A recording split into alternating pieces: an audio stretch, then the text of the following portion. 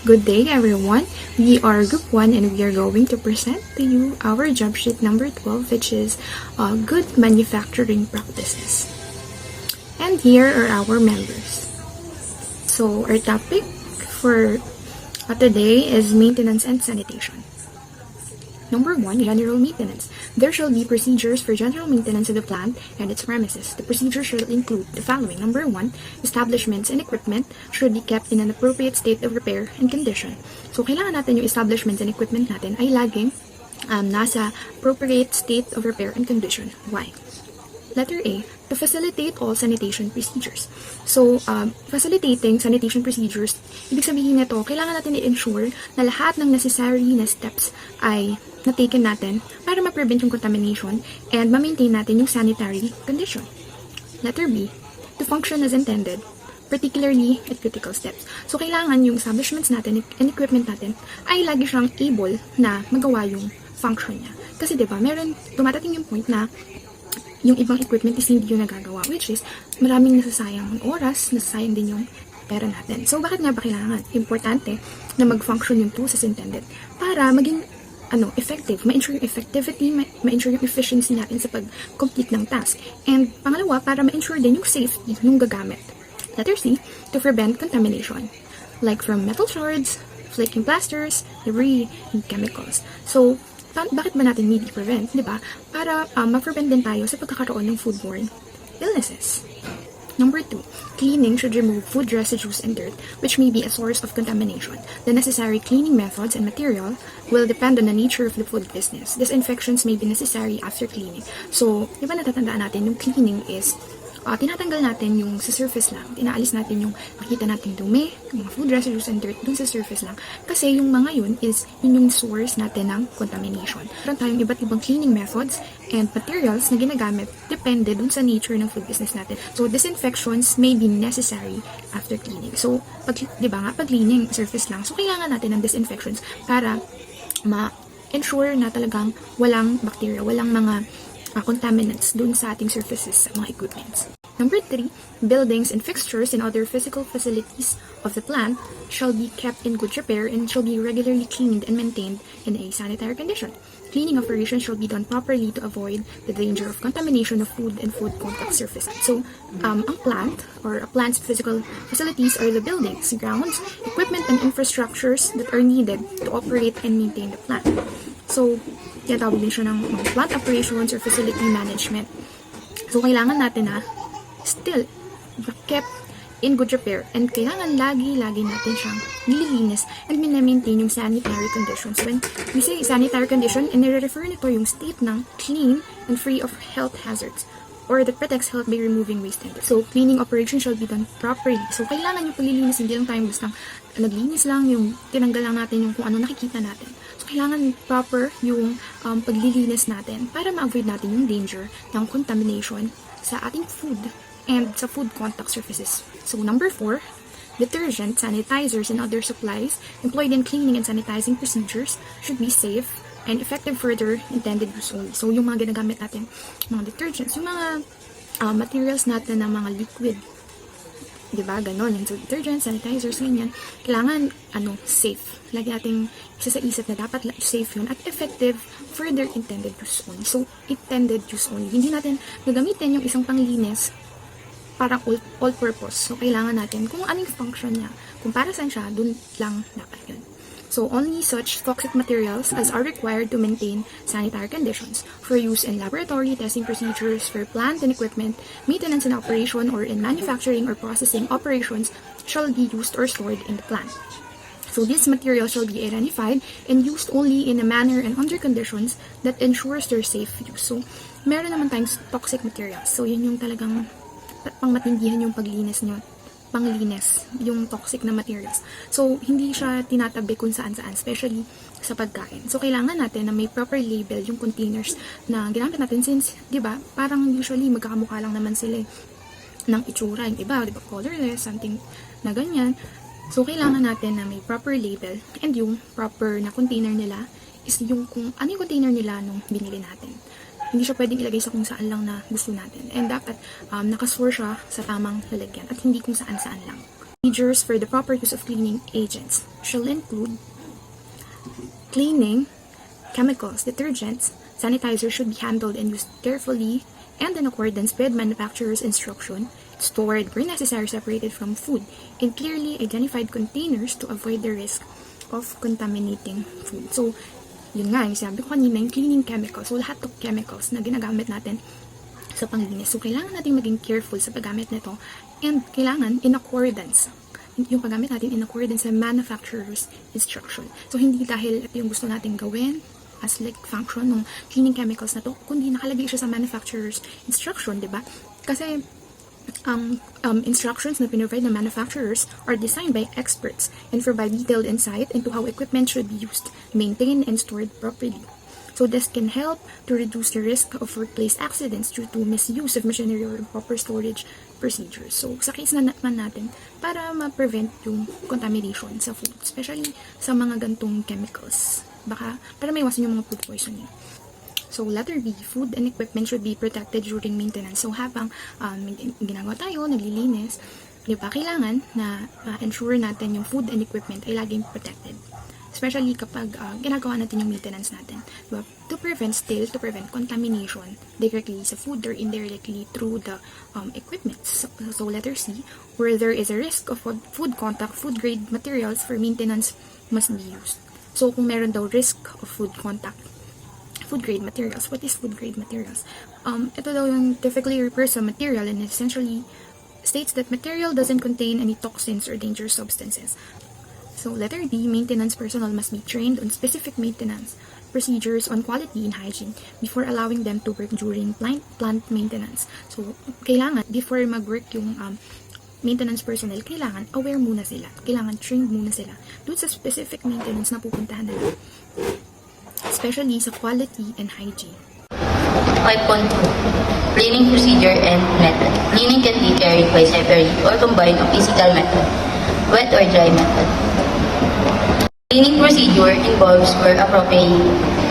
1. Removing gross debris from surface. 2. Applying detergent solution. 3. Rinsing water with flowing water. D. Dry cleaning. Ito yung paggamit or tamang proseso ng paglilinis. Dito natin makikita. Katulad nung nakaraang activity natin is naglinis tayo ng mga utensils or tools na ginamit natin. Una, tinanggal natin yung mga excess na pagkain sa plato or ano. Then, pangalawa is yung nagsabon. Tapos, pangatlo is naghugas tayo or nagbanlaw tayo ng water gamit ang tap water or flowing water. Then, pangapat is dry cleaning natin or inner dry. Next is 5.3 Cleaning Program. Cleaning and disinfection program should ensure that all parts of the establishment are appropriately clean and should include of maintaining clean of the cleaning equipment. Dito sa cleaning program is dito tayo maglalagay or pwede tayong maglagay dito ng monitoring cycle natin. Katulad na sa mga fast food is, meron sila dun makikita natin katulad sa CRs. May nakikita kung sinecheck ba ng gatong time nalinis ba. Ayun yung cleaning program nila para mapanatili ang kalinisan ng establishment or ng isang lugar. Ito din yung yung mga part na pwede natin gamitin when meeting cleaning program ay use. 1. Areas, item of equipment and utensils to be cleaned. 2. Responsibility for particular task. C. Method and frequency of cleaning. D. Monitoring arrangement. 5.4 Animal and Vermin Control. Procedures. Animals or birds other than essentials as raw materials shall not be allowed in any area of a food plant. B. Measures shall be taken to exclude pests from processing areas and to protect against the contaminations of food on the premises by animals, birds, and vermin, including but not limited to rodent and insects. C. Insecticides or rodenticides should be used with caution and restriction to prevent the contaminations of food contact surfaces or packaging materials with toxic and hazardous residue. 5.5 Pest Control. Pests pose a major threat to safety and suitability of food. Pest infections can occur where there are breeding sites and supplied food. Good hygiene practices should be employed to avoid creating an environment conducting to pests. Good sanitation of incoming materials and good monitoring can minimize likelihood of infestation and thereby limit the needs for pesticides.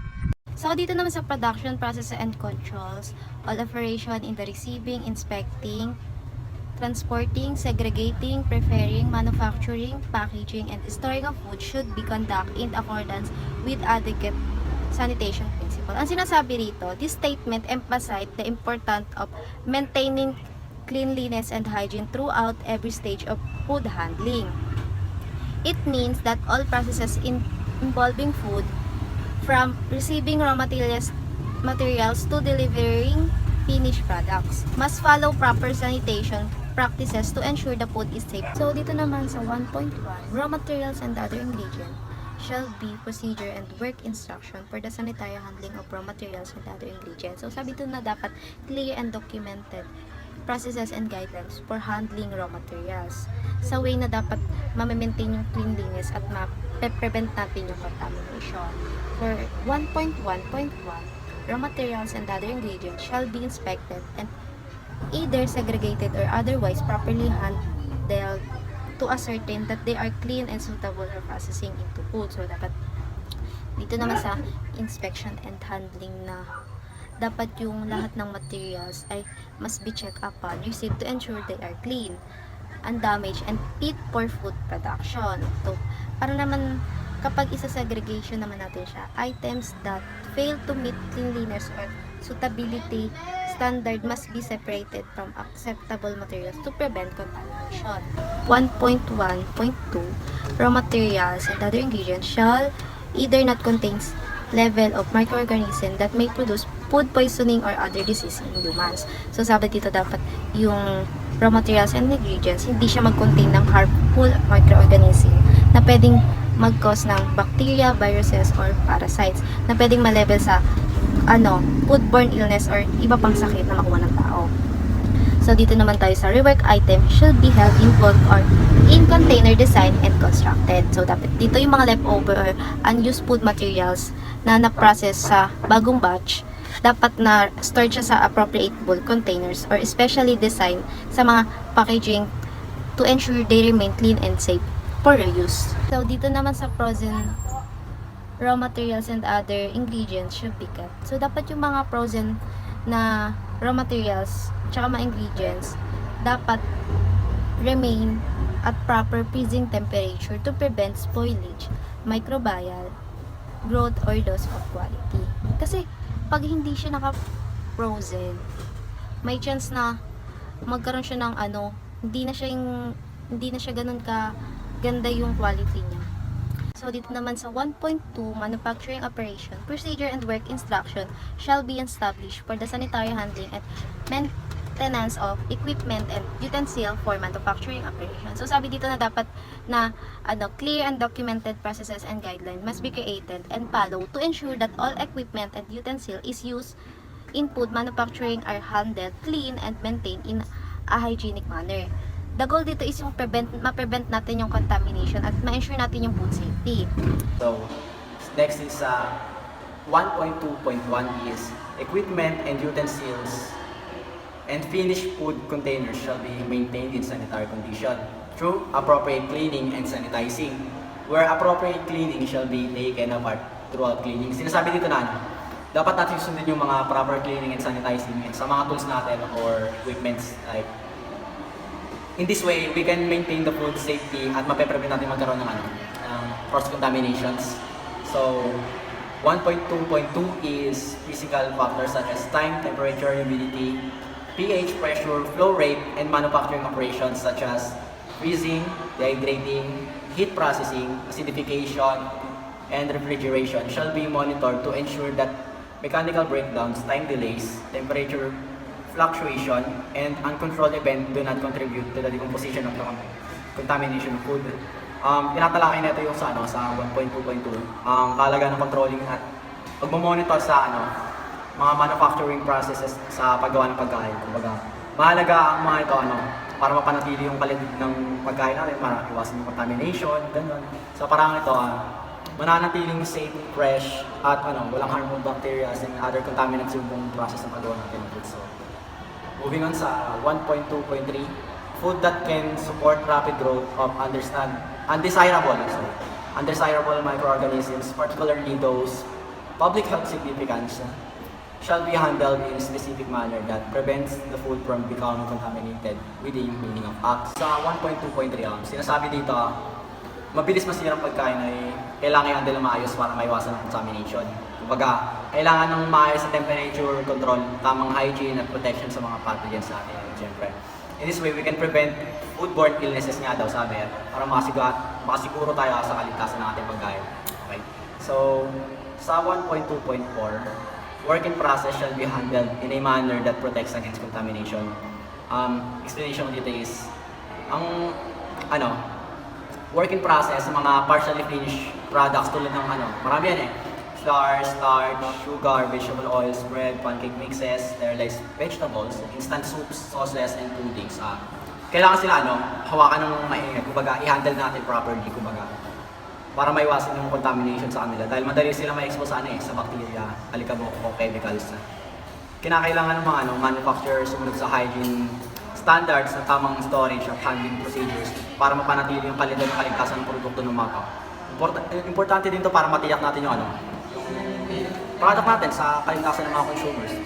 Sa 1.2.5 is finished food should not be handled together with raw materials. Baga basic knowledge natin yan as food handlers, di ba? Other ingredients or reviews in a receiving, loading, or shipping area, if that handling could result contaminating food, foods transferred by conveyor shall be protected against contamination. Sinasabi dito na dapat hiwalay yung mga luto na pagkain mula sa raw materials and ingredients at mga basura ganun para maiwasan natin yung cross-contamination. Kung gumagamit tayo ng conveyor, sabi rin dito na kailangan protektado para hindi madikit sa mga contaminants. So, moving on sa 1.2.6, sleeve, traps, magnets, electronic metal detectors, and other suitable means should be used to protect against the inclusion of metal or other extraneous material in food. So, sinasabi sa 1.2.6 na dapat ang paggamit ng sieves, magnets, metal detector at iba pang kagamitan sa paggawa ng pagkain para maiwasan ng foreign objects, katulad ng pera-perasong metals o iba pang materials like maaaring makakontaminate sa natin, pagkain natin, gano'n. Ang mga tools na ito, nakaka-detect sila ng yung mga foreign objects na katulad sa sieves, yung pagsasala, gano'n, nasasala niya yung mga namumuong metal, gano'n. Sa magnets, na-detect. Kumbaga parang na-attract niya ganun para dumikit yung metals na foreign objects. And sa metal detector naman, na-detect niya yung yung particles ng metal sa mga natin, sa mga kunwari, bumasok sa pagkain natin, ganun, na-detect nila ganun. Okay, moving on sa 1.2.7. Glass foreign matter should likewise prevented from containing food by exclusion of the use of breakable glass as a process equipment, sampling containers, laboratory glassware, and etc. In production areas, if use breakable glass in production, areas cannot be avoided. As in the case where packaging materials is glass, there should be a process on how to deal with broken. Sa 1.2.7, sinasabi dito, dapat iwasan natin yung paggamit ng mga breakable glass sa mga lugar ng paggawa ng pagkain. Kumbaga, breakable glass, babasagin, ganun. Kung di may iwasan tulad sa paggamit ng glass packaging, kailangan mayroon tayong protocol na pangawakan natin sa babasagin. Kumbaga, kailangan i-handle natin sila with care. Ganun. Tapos para maiwasan natin yung mga shards, pera-sa yung mga bubog, ganun. Kailangan paggagamit tayo with care, ganun. Lalo sa mga babasagin. Sa 1.2.8, food, raw material, and other ingredients that are adulterated, contaminated within the meaning of the act shall be disposed of in a manner that protects against the contamination of other food. Adulterated, contaminated food ought to be reconditioned, shall be reprocessed using a method of proven to be effective and shall be tested on as a unadulterated or non-contaminated within the meaning of act before being incorporated with other food. Sinasabi naman dito sa guidelines na to na tinutukoy yung mga ang pag-handle daw ng raw materials sa ingredients natin. Kung ito ay contaminated, dapat itapon na natin to like maingat pero hindi para di mahawa yung ibang pagkain. Ganun. Kung maaari itong recondition, kailangan itong iproseso gamit ng appropriate effective na paraan. Tapos, ito test sa pagkain para ma-sure na walang mangyaring contamination at safe ito bago gamitin sa production. Sa next is 1.2.9. Foods such as, but not limited to dry mixes, nuts, intermediate moisture, and dehydrated foods that relies on such control for a preventing control of undesirable microorganisms shall be processed and maintained at a safe moisture level at all times. So, sa guidelines ito sinasabi na pagkain daw kailangan control ng moisture level nila. Tulad ng dry mixes sa nuts, yung moisture foods na yan, para maiwasan yung paglaki ng harmful microorganisms sa kanila. Sa kasi di ba, sa mga moist, tumutubo din yung mga algae, ganun. Sa ganitong pagkain, ang percentage ng moisture or tubig ay dapat mababa para pigilan ng bacteria, ay sabi ko, molds at yeast to ensure the safety. Ang mga pagkain na kailangan proseso na i-stored sa low moisture lamang, ganun. So next ng 1.2.9 is 1.2.10, which is process such as sterilizing, irradiating, pasteurizing, freezing, refrigerating, controlling pH, or controlling AW that are taken to destroy or prevent the growth of undesirable microorganisms, particularly those in public health insignificance. So sinasabi ito sa 1.2.10 na ang processes tulad ng sterilizing, irradiating, pasteurizing, freezing, and refrigerating, like controlling pH or yung WA, ay ginagamit para mapatay o mapigilan yung pagdami ng mga microorganisms. Pati yung kanilang mga growth ng mga microbe na hindi kanais-nais, lalo na yung mga may health risk. Dapat enough yung mga process na based sa paraan ng paggawa and yung paghawak at pag-distribute ng pagkain para maiwasan yung contamination ayon sa batas. So next is 1.2.11, physical protection of food from contaminants that may drip, drain, or be drawn into the food during operations like washing, cleaning, trimming, or etc. shall be done properly to protect food against contamination. So based dito sa 1.2.11 naman, kailangan may physical protection yung pagkain mula sa mga contaminants o dumi, yung kagaya ng mga Tupperwares, ganun, para mas ma-protect sila, para maiwasan yung mga pagkahulog o pagkakaroon ng mga physical contaminants kagaya ng mga dust, ganun, or something na pwedeng maka-affect sa pagkain. So para yan, ito inugasan, tapos binabalitan, pinuputol. Para maprotektahan yung pagkain, kailangan din ng malinis at sanitize dapat yung mga surface, pati mga nakadikit sa pagkain at tamang oras at temperature control sa bawat manufacturing step. So next is we have 1.2.12, which is yung heat blanching, when required preparation of food should be affected by heating the food to the required temperature, holding it at this temperature for the required time, and then either rapidly cooling the food or passing it to subsequent manufacturing without delay. So 1.2.12 naman, sasabi dito na kapag kailangan heat blanching sa paghahanda ng pagkain, dapat itong iinit sa tamang oras or sa tamang temperature din. Kasi kapag hindi natin ginawa siya sa tamang temperature yung pag-iinit, maaari mas masira yung pagkain at mapabilis yung pagkapanis nito. At kagaya din pagkatapos palamigin agad ay process agad sa susunod na manufacturing step para maiwasan yung thermophilic growth or growth ng mikrobe sa mataas na temperature. Tama, sa mas mataas na temperature. At kailangan contamination, kailangan tamang temperature at regular na linis nilang blancher. So next we have 1.2.13, which is yung butters, breeding, sauces, gravies, dressing, and other similar preparations shall be protected against contamination by any effective means. So what does it mean? So ang sinasabi dito na yung mga butters, breeding, sauces, gravies, dressings, at iba pang katulad ng preparations ay dapat na maprotektahan mula sa contamination sa anumang epektibong paraan. So next is we have 1.2.14, which is yung filling, assembling, packaging, repacking, and other operations shall be performed in a manner that protects food against contamination by any effective means. So again, what does it mean? So sabi dito, yung process na katulad ng filling, assembling, packaging, repacking, at iba pang operations ay kailangan gawin sa paraang mapoprotektahan ng pagkain laban sa mga contamination gamit ang epektibong paraan. So kasi kapag hindi natin siya maprotektahan na maayos, magkakaroon tayo ng mga ng health risk based sa pagkain din natin. And 1.2.15, foods such as but not limited to acid and acidified food that relies principally on the control of pH for preventing the growth of undesirable microorganisms shall be monitored and maintained at a pH of 4.6 or below. So 1.2.15, sabi dito, yung pagkain daw na nagre-rely sa control ng pH tulad ng acidified food para mapigilan ang growth ng hindi kanais-nais na mikrobyo, or dapat i-monitor at panatilihin sa pH level na 4.6 or below. So next is 1.2.16. Ice used in contact with food shall be made from potable water and shall be manufactured, stored and handled in accordance with good manufacturing practice. So what does it mean? So sabi dito na yung ice na ginagamit sa direktang nakadikit sa pagkain ay dapat gawa sa malinis o potable water at kailangan na i-manufacture or i-store at hawakan ayon sa mga sa pamantay ng good manufacturing practices.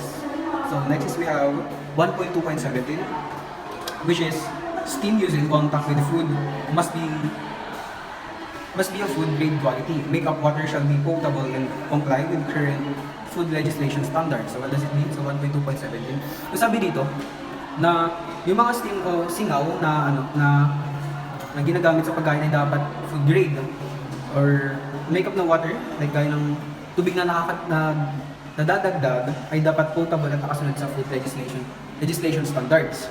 So sabi dito na ang installation ng food steam pipe ay dapat sealed ng hindi para hindi siya matagwan ng mga insect natin or yung mga peste kung tawagin nila.